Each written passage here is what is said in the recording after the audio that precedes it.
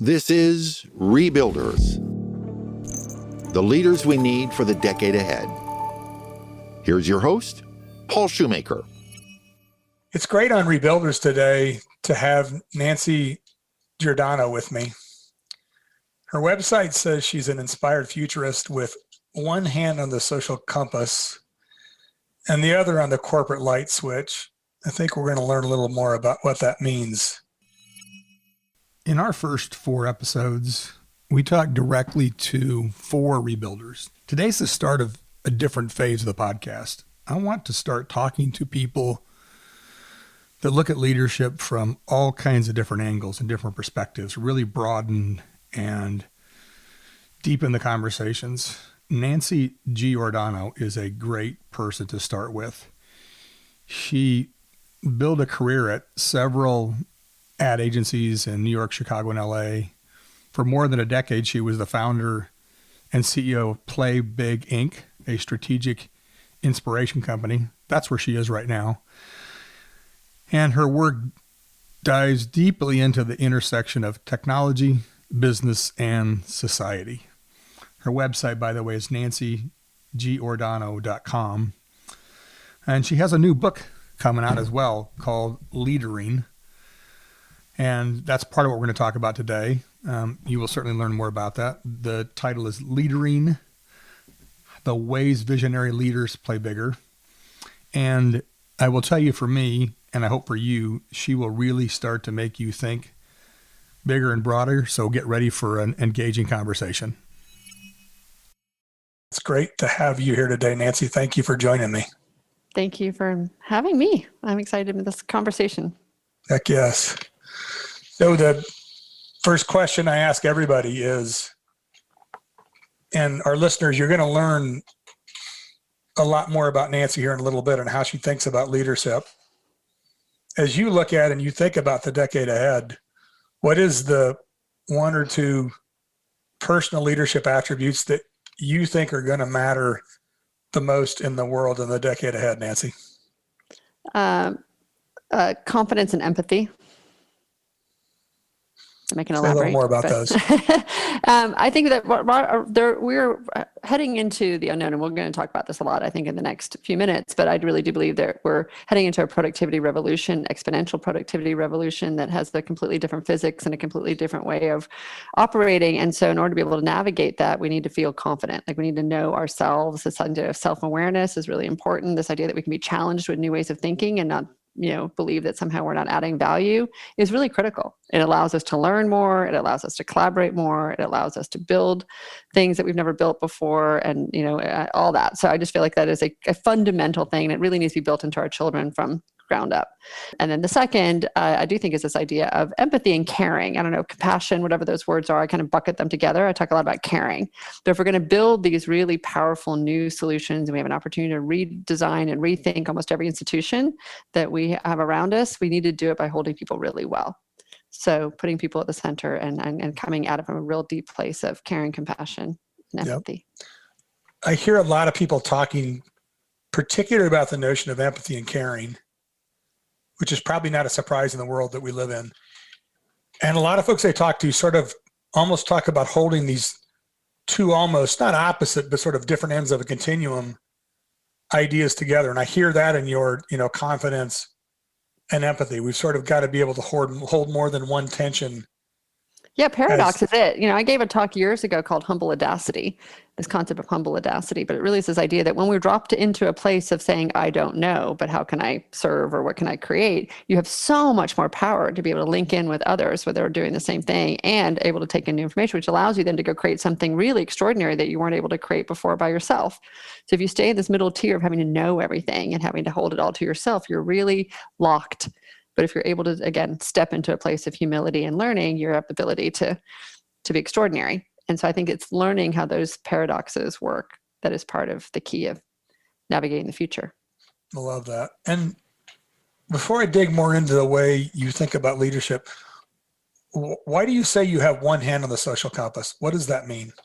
Well, because I really do think a lot about society.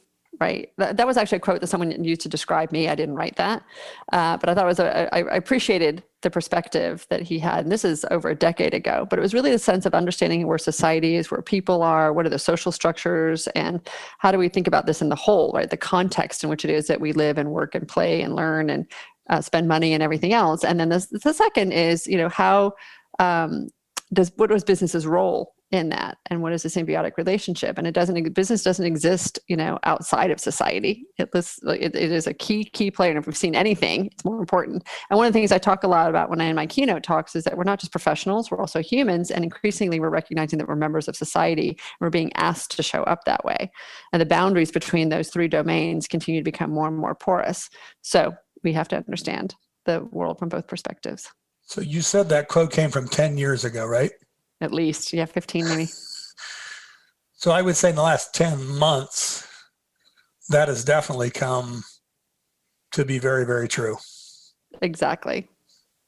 Yep. That's the joy of being a futurist, Paul. I've been thinking a little bit ahead of the curve on some of that. You got that one right. Well done. Well, you heard Nancy talk about redesign and rethink. That should sound familiar. A couple themes I'd suggest you pay attention to in the next few minutes. Nancy talks about humble audacity, and she also talks about how managing paradoxes is so key to the future. Both of those things to me relate very much to what I've been calling complexity capacity. But again, she gives it sort of a different perspective, a different point of view, which is great. And the other thing that she emphasizes is how boundaries between the three sectors, the three domains, are becoming more and more porous. And that, of course, speaks to cross-sector fluency, which I've talked with, among others, David Risher and Michelle Nunn about. So let's continue the conversation. So we're going to dig our way into how Nancy thinks about leadership, and we're going to get to her new book. One of the things I read that you said that really gets me thinking, and I'm going to read this quote: our conventional version of leadership, the traditional one practiced de facto in most organizations today, is outdated and ill-equipped for the changes of our transforming world. I want to peel that down in a few ways. That's a big matzo ball. Say a little bit about where that thinking came from. Why do you see that out in the world today? Well, I've had the benefit of both being in industries that have gone through massive transformations. I was in advertising, starting in the late 80s and early 90s, and all of a sudden the digitization of that industry changed it dramatically.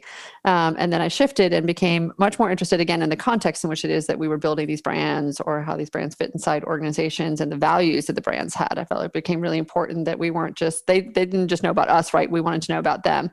And as we started doing that work, we, built all kinds of great consulting stuff. But then 2007 happened, and we always talk about 2008 and the recession, but 2007 was a giant transformation technologically, not just with the iPhone, but with all the other convergent technologies that happened at the same time. And so when we came out of the recession and started to, rejigger our old operating systems, it didn't work anymore. And organizations really couldn't figure out why. And we went in to try and help organizations understand how the world had shifted and changed by looking at the bigger contextual, societal, the interlocking between technology and our expectations. And what you found is so many of them had a really challenging time learning to respond and to take in, to absorb and respond to new information. Just wasn't happening. They kept putting it against the old playbook, against the old model, against the old way of thinking, and it just was designed for a really different world. And so now you head into 2021, and again, I will say we're heading into a productivity revolution. It is exponentially driven by a set of technologies that will change everything, and you just cannot drag an industrial, outdated, mechanistic playbook or a mindset into an exponentially shifting and changing future. Right. And we can talk more about the definition of what I think, leadership is versus leadering, and why I think that the old doesn't hold up anymore. We are definitely going to get to that. One thing that's interesting to me about that statement is there's so much about leadership in the last 20 years, change management. We're transforming leadership over the last 20 years, the tech boom. So why in early 2021 why do you still think a lot of leadership that's out there is traditional, outdated? Why hasn't leadership sort of like caught up given all the conversations that have been going on the last 20 years? Well, I mean, we could talk about that with any technology, but I would also say Yeah. leadership is a technology, and it's just taken. I think it's just really hard for people to let go. We were trained to think a certain way, right? We were trained to replicate the success of the past, to do it more and more efficiently. The goal was to scale and to grow consistently month after month, quarter after quarter, right? That was the mandate of business. That's what I was taught growing up.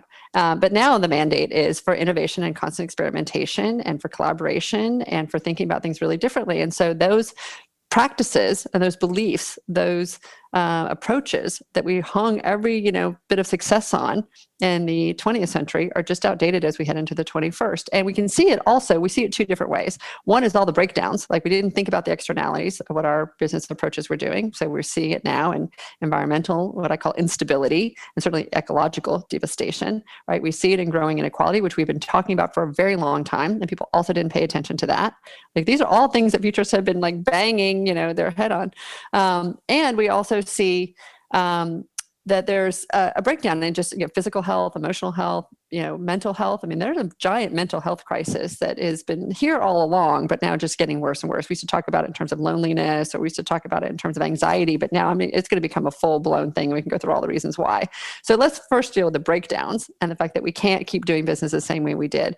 And I will say again, we have more potent technologies. If we bring those same mindsets that are all ROI, short-term, GDP driven against what it is that we're going to be able to go create, I think we're going to create so much more damage. And we see that now with social media, right? If you watch The Social Dilemma and you think about the business model that's behind Facebook, and where, no one should be surprised that we've ended up here. And we've been saying this again for a while. So if we're only 1% into the future that is possible, which is when you talk to, again, the people who are building the future, technologists, scientists, designers, entrepreneurs, and you ask them how far along we are, universally, they will say 1%. So that means we have that much more that we get to go build and grow. Let's do it in a way that is more thoughtful. Let's do it in a way that is more caring. And let's build the practices that allow us to sense and respond in real time. That's what we don't do in leadership, right? In leadership, it is about the solidness of it. Really what we need is something that's more dynamic and inclusive and adaptive that allows us to sense and respond, to constantly support innovation and experimentation instead of long R&D. And is not focused on short-term growth, but is focused on sustainable value created over time, right? Over years, over decades, and I'm going to say even over generations. We want to think about the impact that we're going to have much longer term than we do now. So it's a wholesale shift. That's great. It's right. So fun to talk to somebody else that's thought about leadership as deeply as because I you witnessed it. Because here's the deal. I care about leadership, but in all honesty, leadership isn't my bag. I want to go build a really extraordinary future. And what I kept finding is I can't build it unless we all understand how to go do it. Because it kept getting in the way. We would literally go into these organizations, Paul, and I can fly in the answer on a golden plane with a big red bow and a dancing cabaret. And they were societally oriented, right? The role of community, the role of opening or rebuilding trust. And, like we worked with Nestle, is one of my favorite projects, actually. We got to work on a project in which we didn't just try and figure out how to sell more frozen food, but we thought about how to rebuild trust in industrial food. That was the mandate. Right? But other organizations, when you frame the question that profoundly, they don't hear it. They don't understand it. They don't get it.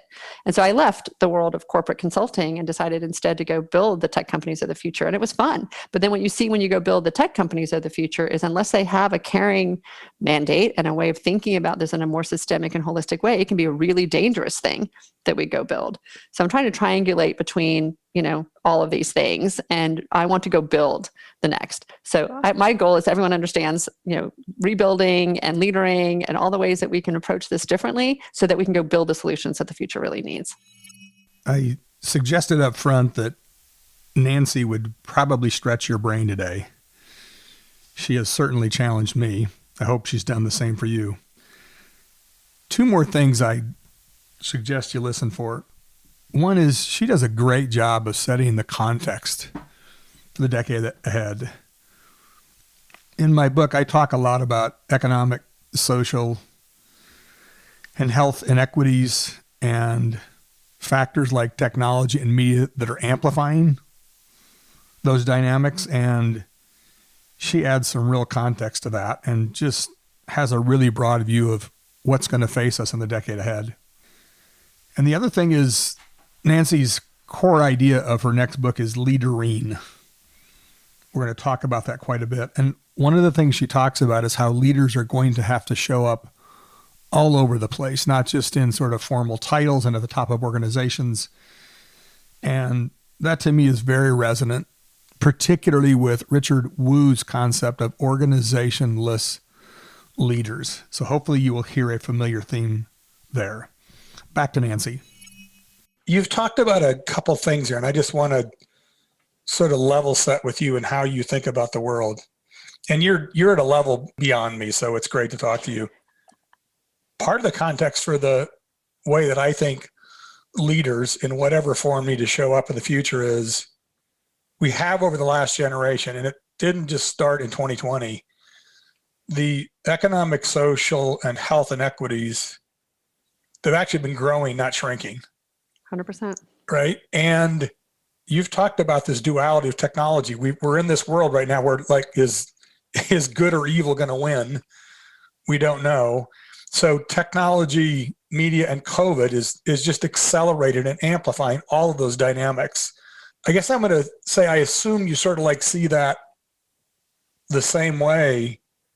How does that affect how you think about how you work with organizations? That there is so much complexity that they've got to try to absorb to lead their organizations forward. I know it is tricky, right? One of the slides I have in my talk currently talks about the 8 things that organizations are going to have to figure out how to do simultaneously. Can't say three, not 3 things anymore. Well, and Biden talked about 4 in the inauguration, but there's actually, for an organization, there's at least 8.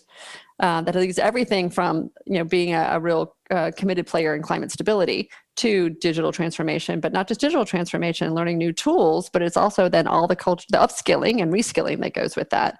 And then it's really thinking through business models that go with that. And then it's thinking about the culture that allows for there to be diverse opinions and the whole self that shows up and all this thing around self-awareness and all the pieces that go with that. And then it's about, dealing with constant changing regulations and global policies as we're trying to figure out our way through a global society, which then leads at the end of the day about well-being. How do we hold people in a way that they are just not like losing their minds, right? And have all the support that they need, both internally and externally, to be able to navigate this inside their families and inside society. So imagine that's the stack that we've got to work through right now.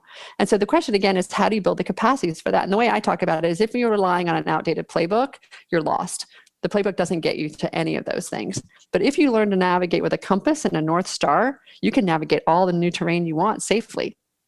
So it's just about building different capacities for being able to see opportunity, different capacities for being able to know how to act, different capacities to know how to prioritize things, different capacities for knowing how to invest and where to invest.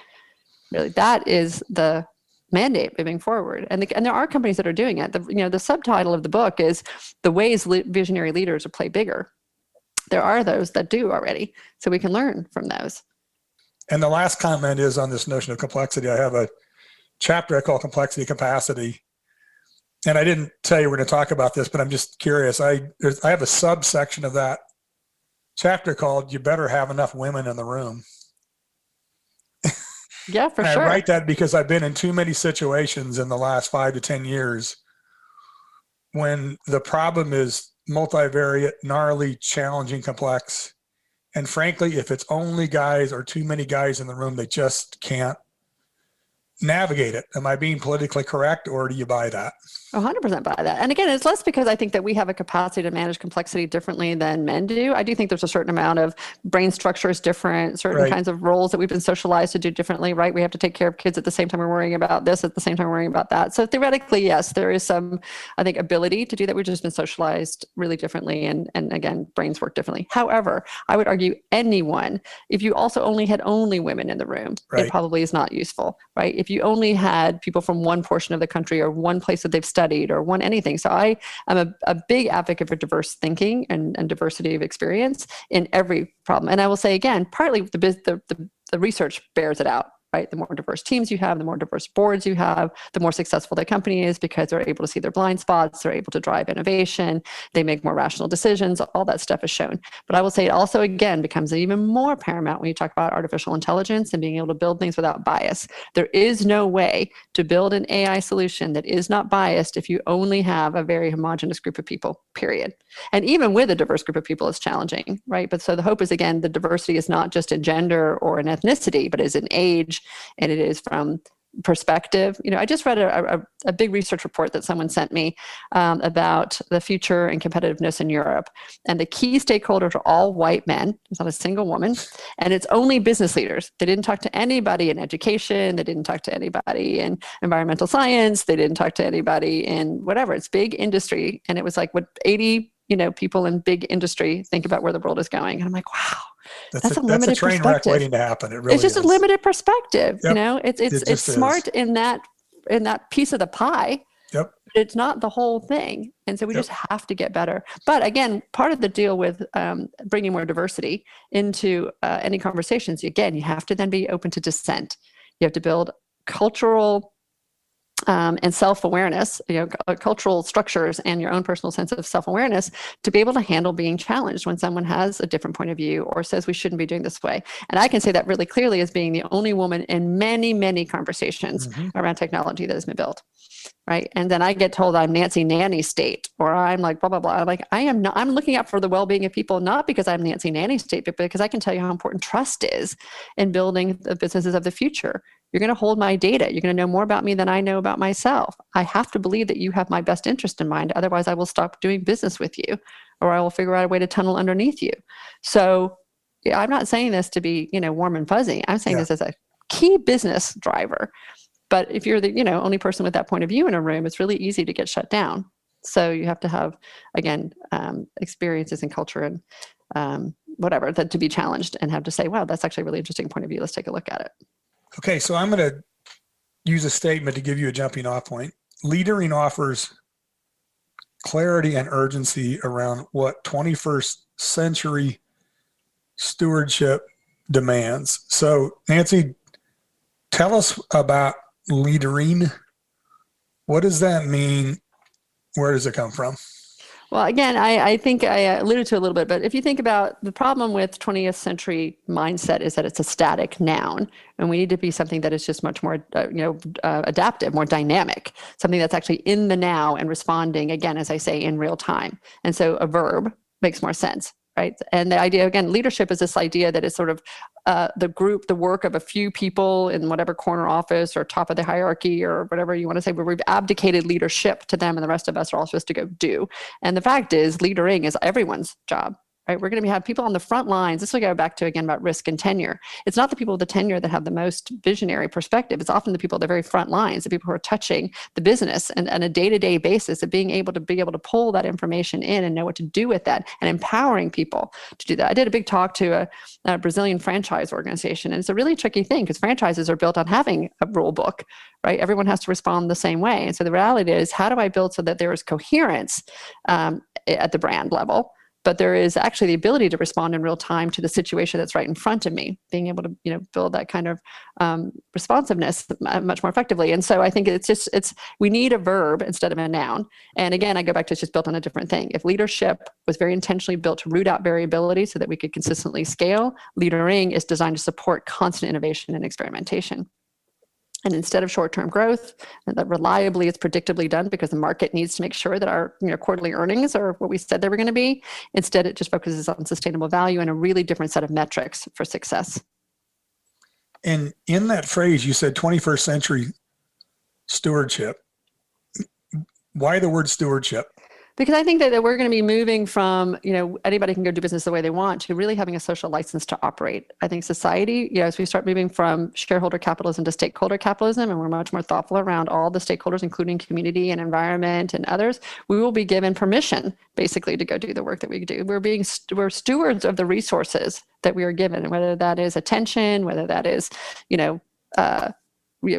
grain from the ground, whether that is money, whatever it is, whether that is, again, community space. It is just like being inside and thinking about if we go and build it. I mean, this is what happened with Amazon when they tried to go into New York and didn't think about the relationship that they were going to have with the community. And the community spit them back out and said, no, thanks. And instead of going back and saying, hey, wait a second, let me listen to them in a leadering sort of way and see if there's a way we can get to a compromise. They just took their ball and went home and decided we're going to do it somewhere else. And so this idea that we are actually, again, stewards of many, many resources and have permission to do that and increasingly take that responsibility very thoughtfully. So now we know how your big brain works. Tell me a little bit about how'd you try to get that all into a book? What's the message that you want to convey to people through the book that you're going to publish next month? You know what? I'm really, really fortunate that I've been doing keynote talks on this. So for me, there was an arc that had been becoming more and more clear to me about how to set up that conversation for people. The tricky part was that what I was talking about 5 years ago, or to your point, 10 years ago, is not any less relevant today than it was then, but we just keep adding to it. So the talks were just becoming very long and very fast. And so I felt like if I could try and put some of it into a form where I could share the complete picture, but then in my talk, only talk about chapters 3 and 6 and 9, then I, don't feel like I need to give it to everybody in its full fire hose download because it's intense. My father teases me. He's been reading the book. He's like, gosh, like a textbook, Nancy. I'm like, it's filled with all kinds of stories and anecdotes. Are you kidding? And it's actually partly memoir-ish. I talk a lot. It's a first-person written book because I have experienced this in so many fascinating ways, inside and outside. And because I have given nearly at this point now 100 keynote talks around the world, every single one of those times I had been downloaded from that organization or from that industry, what it is that they're facing, the struggle that they're in, and why they're trying to convince the audience of thinking differently and why they brought me in to help them do that. So I hear the same thing over and over and over again. And it is stunning that almost like literally in one day, I had 2 conversations of, debriefs before my talks. And one used the metaphor as that we're building the plane while we're flying it. And the other one talked about that we're putting the wheels on the car while we're racing it. I'm like, I can finish your sentences now because it's the same conversation over and over and over. So when you start to see that so clearly, it becomes easier to figure out how to talk about it. Yep, absolutely. But I will say, the same thing you're feeling though, I will say, writing a static artifact in a dynamic world is tricky. And that's why it's taken me so long to do it. Like I need to figure out where the really higher level concepts that are going to be, that have proven that they're long last, and whether the story or the example underneath it is exactly, the perfect one, or tomorrow there'll be a different one, or one that I thought was so perfect today turns out to be for some reason, less perfect tomorrow. That has been the more scary part. But the actual tenets, the pillars against which this is written, I'm really, really confident around. This is really sincere. There's multiple reasons why I did a podcast, and it's sure not because it's unique, because everybody's got one now. My primary motivation was what you just said, almost like the desperation that the moment I publish a book a month after you do, it's going to start to be out of date. Like, how do you keep that thinking and that conversation current? So I do think talking with people like you and a podcast is an ongoing conversation that will let me and talking through people like you keep the idea and the thinking current. Yeah, totally. And I think part of what we were hoping to do, we haven't really built the infrastructure for it fully yet, is on our site. We've got the URL leadering.us for a reason. So the idea is that it's not just, certainly not me, and it's certainly not just, again, a few visionary people. We're launching it on Valentine's Day for a reason. It's a Valentine to the visionary in all of us, right? And to our collective future. So the idea is that we really want to engage people in the conversation. I've actually found LinkedIn to be the place where that happens more than it happens almost anywhere else for me in my world. And I think it's great. So whether it's on LinkedIn, whether it's on a podcast, whether we end up putting more content or having more dialogue on leadering.us, whether, we're thinking about creating a study guide for the book, or a discussion guide for the book, so that people can have their own conversations around it. So I do think, and I think, again, it's not just leadering, it's leadering meets rebuilders, meets the work that many other people are out there doing. There's a great book about reimagining organizations. It's one of the most profound books. I love that book. Peter Diamandis and my friend Stephen Kotler wrote a book called The Future's Faster Than You Think, a really great primer on the technologies that are coming and why they're going to change almost every industry. So each of us has a contribution to make. I call it cultural acupuncture. Right? I do my thing here and you do your thing there, and someone else is there, and it will radiate the change that we want. And I think the only thing that I would challenge when you talk about the tech is, the good, it could be either good or bad. It will be both good and bad, just like every fire has been. But our job and our real responsibility is to accelerate the stuff that's really good and to blunt the stuff that's really bad. right? We can stand in the way of that. We are early enough days that things don't have to run away in a way that we can't stop it if we think it's dangerous or we think it isn't holding people well. So the question is, what is the criteria for good or safe? And it's like, does it hold people well? Yep. That's my whole thing is if we can hold people well, both as inside our organizations, inside the systems we build, inside the technology that we design, the future will be phenomenal. It's an extraordinary moment in time to be here. But if we abdicate that responsibility or go back to small and old ways of thinking, again, it could create a future that we don't want. That's very well said. So I want to ask a few closing questions. I think it's interesting sometimes to think about what I've learned and what you learned, and think about either my 25-year-old self, or if I was talking to a 25-year-old right now that is an emerging leader into the world, what would you want to either tell that 25-year-old version of yourself, or what do you want to tell youth coming into the world to lead right now? What do you want them to know? What would you tell them? And it's a complex conversation because I have 3 of those in my household. Almost 18-year-old, almost 21-year-old, and a almost 24-year-old. So I see it through their experience, but I've also done youth events. I did 6 TEDx youth events. I did a career fair for the future. I just did a conversation. My 20-year-old and I led a conversation for a bunch of students in Costa Rica this past weekend because one of the moms, heard me give a keynote talk and was really, really worried that her children don't have that sense of optimism that I carry around. And so I think the first thing is I would want to ensure that the young person that I'm talking to feels as though the future will be safe and they've got a place in it. I think that is a very, very scary prospect for them right now. They don't feel it. And I think it is, shame on us, right? The fact that there's a 25% suicidal ideation rate right now for 18 to 24-year-olds shows that our society is really super broken down. I don't care how high GDP is or the stock market is today. Don't matter. Well said. Right? A quarter of the young people right now are panicked enough to actually be thinking about suicide. Humongous problem. This goes back to the mental health crisis we're heading into, which is, again, we're only at the front end of. So I think I would reassure them that everything's going to be okay. And then I would ask them, what are they inspired by? What are they excited by? Where do they want to align their passions? Because part of what I really counsel young people to do is be really, really curious and think about where it is that they're passionate and then where that fits into how the technology is going to shift and change things. We talk a lot about understanding what the future needs and expects, and then what you're in a unique position to create and contribute to that future. That's my compass. And so I would help them understand that compass because they've been raised in an environment where they haven't been asked those questions. They've been taught against a rubric and said, if you don't do this 5 things right, you don't get the A, which is the absolutely wrong way to build any sense of agency and incentivize curiosity for a world that needs both of those 2 things. So people always ask me how to raise kids for the future. And I'm like, it's 5 things, right? Curiosity, empathy, agency, grit, integrity. They have those 5 things, like they're great. But most of the things we bake out of them. We actually don't do any of those things. And so, I would try and restore some of that. But what we saw at the inauguration, a 22-year-old woman from a non-traditional background blew us all away and told us exactly where it's at. Yep. Right. Yep. So I don't need to tell her squat. Nope. I need to listen to her and empower her. And that's what I think the real opportunity is. Last question. I know your answer to this, but I want to hear your answer to it because I actually want our listeners to hear this too. When you look at the next 10 years, it is a big inflection point. There are huge challenges. Do you feel optimistic? You feel pessimistic? And tell me why. I feel optimistic. Yeah, why do you? Optimists live 10 to 15% longer than pessimists. So there's really and I want to live. I want to be around to 150. It's funny. I add an extra year every time I say 120. it. I used to say 110, then I went to 115, then I was 120. So yeah, good 125. And I think it's possible that I actually will because I love life. And on my tombstone, holographically, someday it will say she squeezed every last drop out of it. Right. I think it's an extraordinary privilege to be alive. That's why suicide makes me so heartbroken, because anybody who would think that this life isn't worth living, I find that almost an impossible reality to experience and to imagine. And I'm so grateful I've never been at that edge.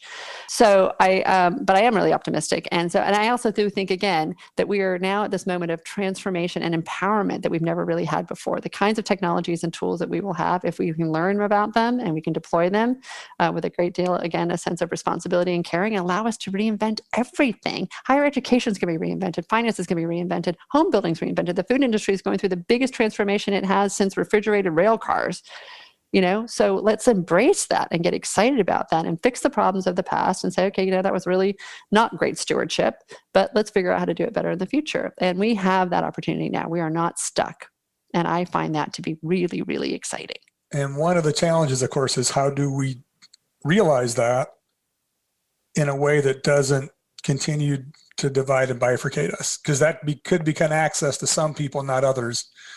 Well, we but need to give that again, access to as many people as we can. 100%. That's why leadering is about inclusiveness, right? I want Right. to build a safe and inclusive future for everyone that we all thrive. And so what I think is actually exciting about, so on the one hand, you could look at the technologies and say, wow, there could be this great digital divide that exists. And we're going to have connectivity issues and we're going to have hardware issues. And we're going to have all kinds of things that make it so that we're separated. I can also look at it and say there's lots of ways in which that stuff now is making it more accessible for people, right? There will be remote travel where somebody who physically or financially couldn't travel or couldn't get to a destination that was overrun. ANA Airways, or Air Nippon Airways, ANA, has been playing around and experimenting with virtual travel for years, not just because of the pandemic, but because they were trying to figure out how to democratize travel. That's an airline company. Right. So when you've got companies that think that visionary and think that audacious and are willing to challenge their business models of what they currently, offer versus what they could offer to be able to make these things more accessible, there's a huge, huge opportunity in, again, distributing this in a much more accessible way. And one, I think the big challenge that we haven't talked about is not just about business, but it's about how do we redistribute productivity in a much more equitable way. If we're heading toward a productivity revolution, which means that robots and AI are going to be able to do a significant amount of the work, how do we distribute that in a much more effective way? Because we're about to have not only a mental health crisis, but we will also have a real employment dislocation crisis. And that has to be thought through. And it's not just about upskilling and reskilling, which is great. And I really support and I really say yes. And it's not about even whether or not there will be more jobs or less jobs, because we really don't know. What it means is that there's a big chunk of the population that will not be able to get reskilled in time. And what do we do about that? And that's real. It's very real. Talking to people like you challenges me. It makes me more optimistic and it makes me keep thinking about the future. I can't tell you how much I appreciate your time, Nancy. It's been great talking to you today so much. Thank you for being with me. It's so much fun. And I love learning too. And I want to know more about rebuilders. So I look forward to reversing this conversation and hearing more about that. Absolutely. Thank you for listening to the Rebuilders Podcast. For more information, resources, and episodes, visit paulshoemaker.org. That's paulshoemaker.org.